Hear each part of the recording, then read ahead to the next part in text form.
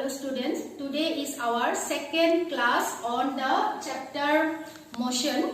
In our last class, we have studied what is distance, what is displacement. Also, we have studied the physical quantities like speed and velocity. Today, we are going to discuss another physical quantity that is called acceleration. Acceleration is another physical quantity that we are going to discuss today.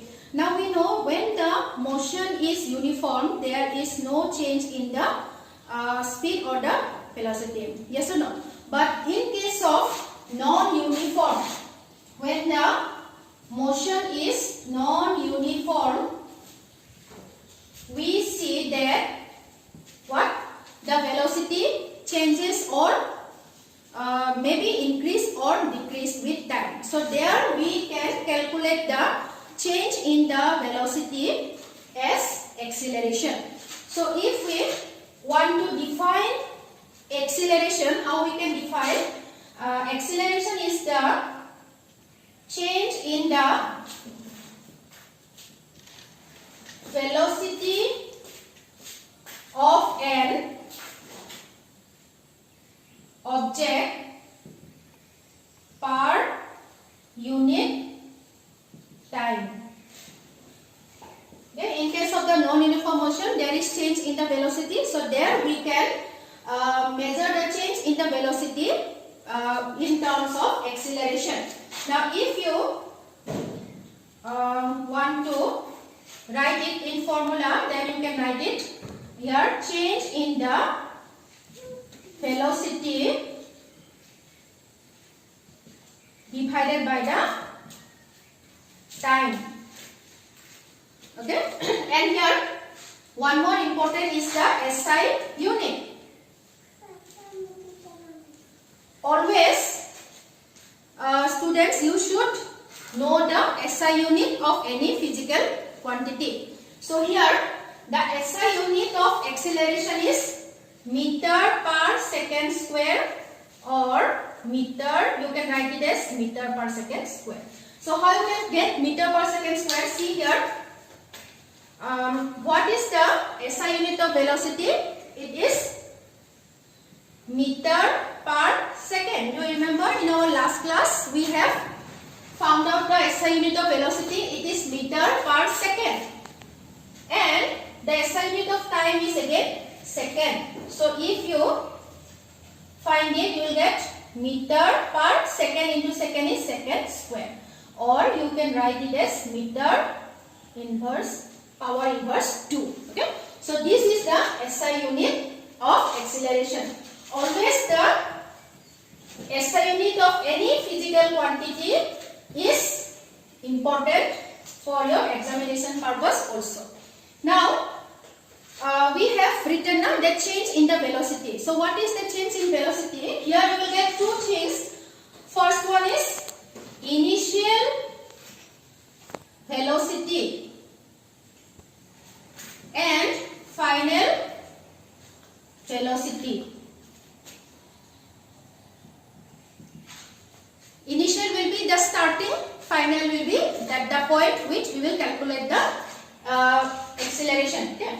So initial velocity we always denote it by small letter u, and final velocity we denote it by small letter v. So here in acceleration you can write change in the velocity means final velocity minus initial velocity divided by the time, and time is always t. That means final velocity is v, initial velocity is u by t. So this will be our formula to calculate the acceleration. Now think of a case, suppose body or object starting from rest.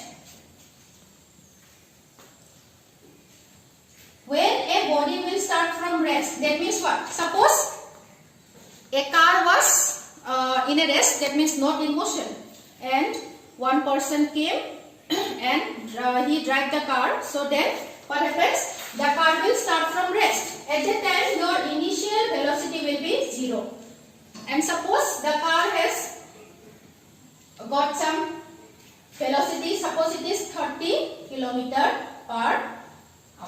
So here in this case your initial velocity is 0 because here the car or the object was at rest. So here you can calculate the acceleration as v minus u by t. So v will be 30, u will be 0 and t will be the time, whatever time we are considering. So here it is like that. Now again there will be another case. Suppose object not at rest. Suppose we are not considering the object as starting from the rest. Already the object has got some velocity. Suppose its initial velocity is 30 km/h. Then its final velocity, suppose it is 60 km/h. Here it will not be 0 because already the car or the object is at a certain velocity. So here your acceleration will be v minus u by t. That means v is 60 minus 30 divided by whatever time it will be. Then think of another case where the object, now it will come to rest. That means now suppose the car was running at a certain speed or velocity and the driver had to apply brake and then the car had to stop. So at that time what will happen? Its initial velocity, the velocity at what it was running, suppose it is 60 km/h and its final velocity will be 0 because now the car has stopped and that is the final velocity. So here your acceleration will be v minus u by t. That means v here is 0 minus u is 60 and t is the time. So like this you can solve many numerical problems. Then one more thing, acceleration can be positive as well as negative also. A is acceleration. It can be positive or A can be negative also. When A will be positive, when the object will increase its velocity, then A will be positive. Then that we call accelerated motion. Accelerated motion. That means acceleration. And when A is negative, A will be negative when the velocity will decrease. Then it is called retardation or deceleration. Deceleration. Okay. Then, like the speed and velocity, acceleration is also uniform and non-uniform. So by uniform acceleration, what do we mean? When the velocity of the object will increase or decrease in equal amounts every time, the increase or decrease may be in equal amount in equal intervals of time, then it is called uniform acceleration. So how we will define it? When the velocity will increase or decrease in equal amounts in equal intervals of time. Equal intervals of time. Then it is called uniform acceleration. You can take example of a freely falling object. Freely falling object means suppose if you go on top of a tall building and from there if you throw anything, suppose a stone, it will come down, isn't it? Under the influence of what force? Gravitational force. So here the velocity will increase, but that is in the equal amount. So that is an example of the uniform acceleration. Now non-uniform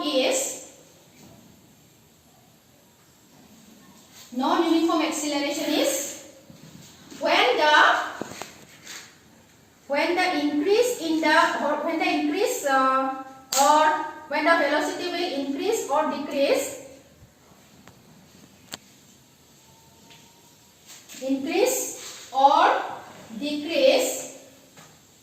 in unequal amount.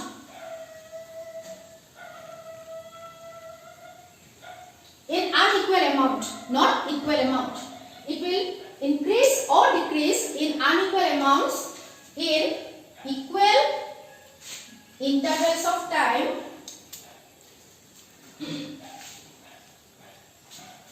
Then it is called non-uniform acceleration. Here you can take the example of, suppose if a car is running on a crowded place, not empty road where the driver has to apply brake for many times. No? So that is an example of non-uniform acceleration. Suppose a car running on a crowded street.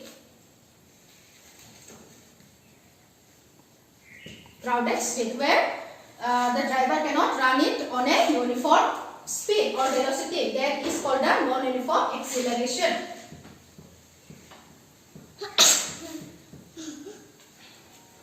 Then come to the graphical representation.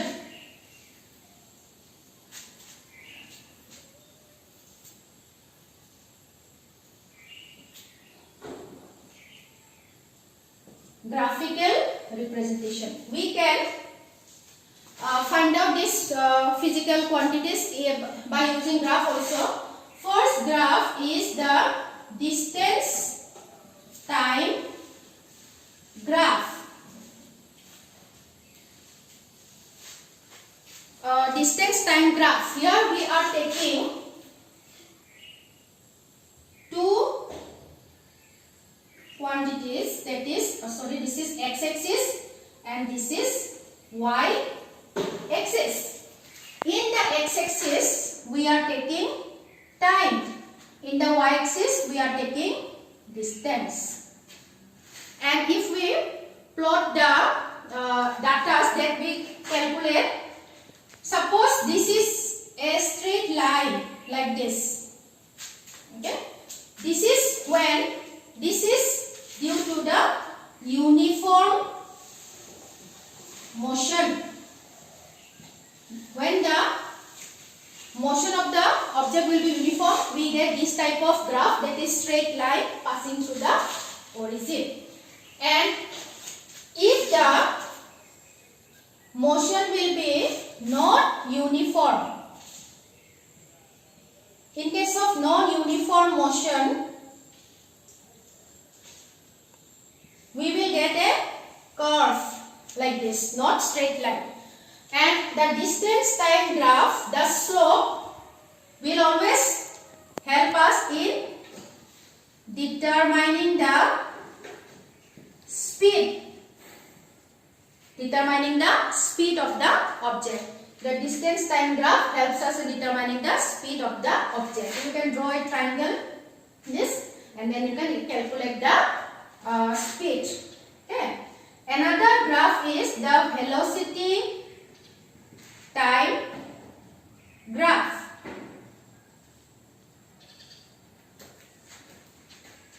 In the velocity time graph, you can draw the graph like this. In the x-axis take time, in the y-axis you can take the velocity. Suppose you get a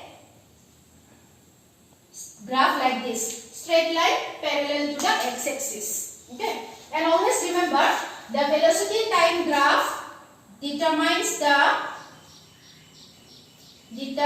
the acceleration of the object. It helps us in determining the acceleration of the object, and the area that will come under the PT graph give us the information about the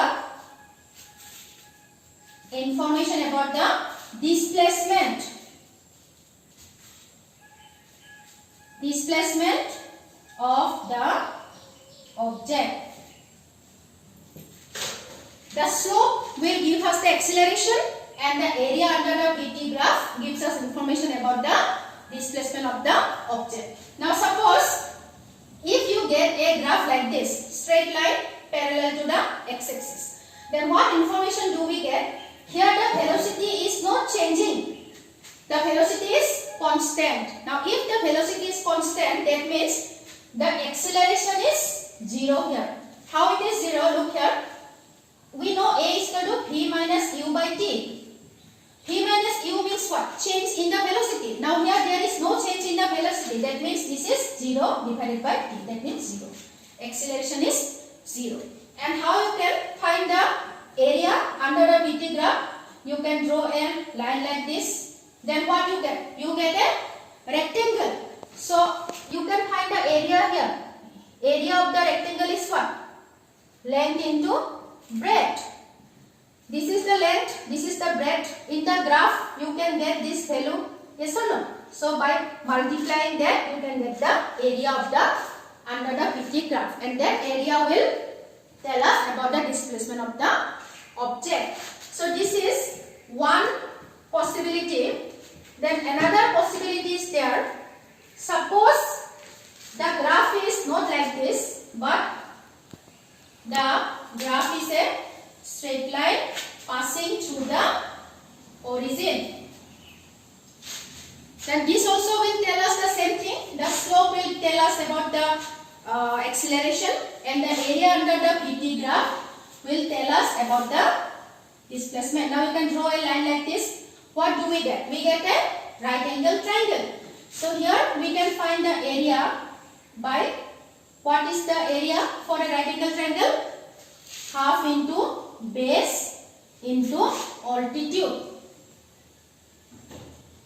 So if you give like this ABC, half into base is what? AB, altitude is BC. So you can calculate from the graph this distance and this distance, then you can easily find out the area.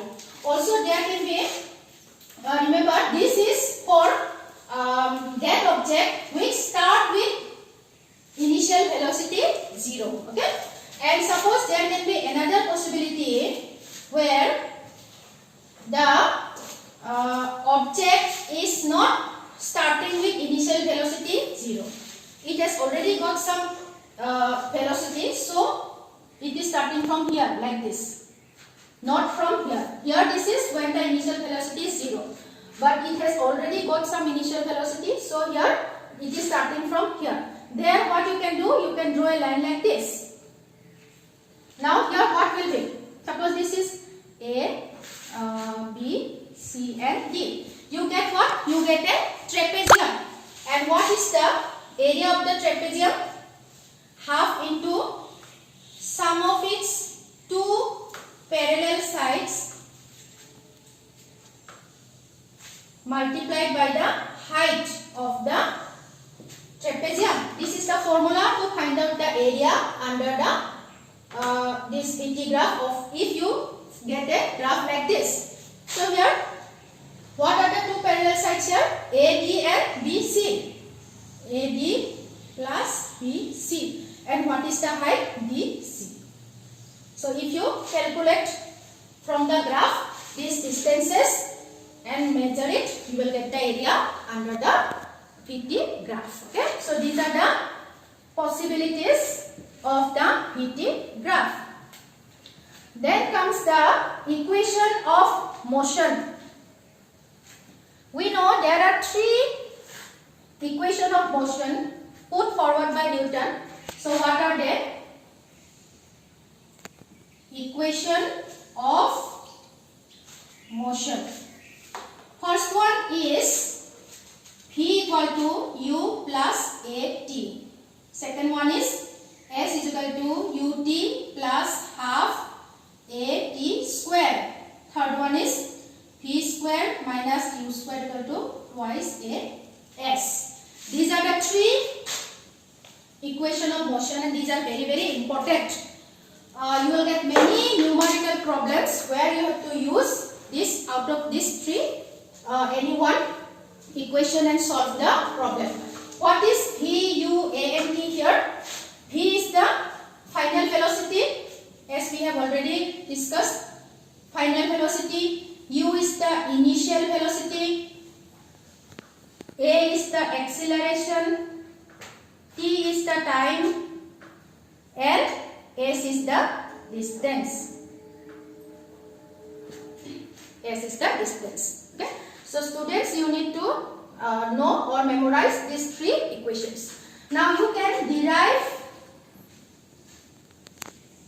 derivation of the equation. You can derive this three equation also from the velocity time graph. How?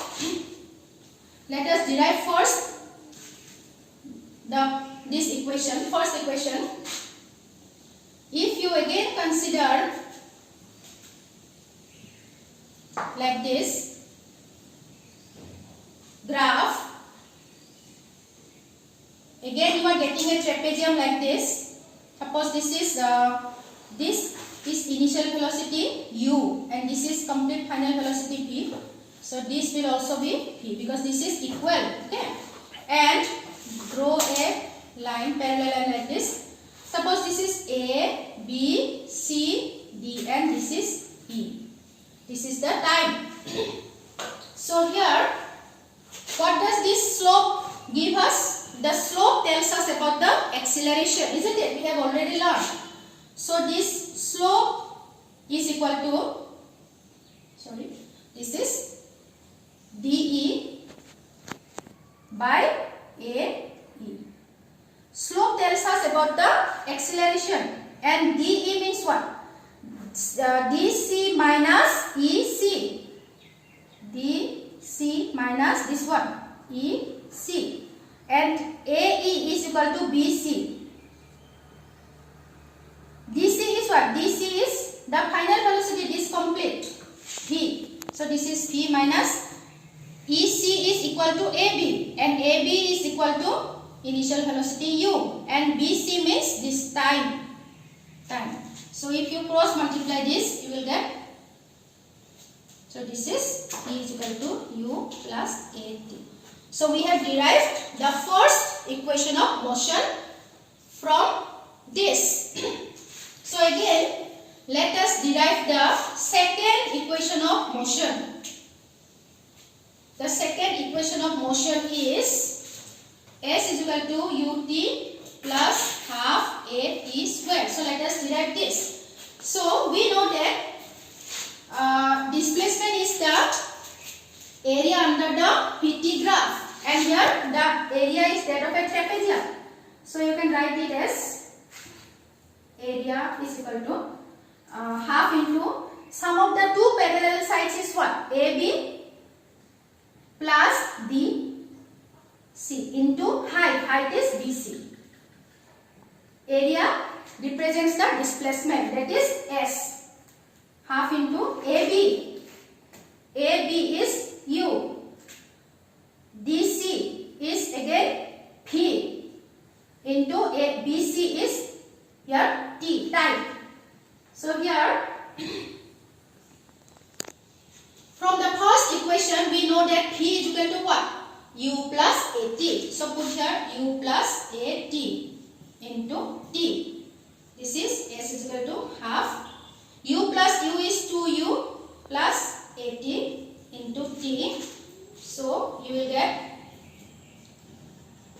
2U and again T will come here.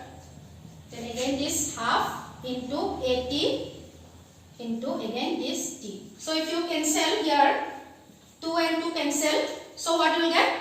UT plus half AT square. So we have derived the second equation of motion. Again, let us derive the third equation of motion. The third equation of motion is, here this one is the third equation of motion. So again, here also consider the same thing. S half into sum of the two parallel sides, that means AB plus DC into height BC.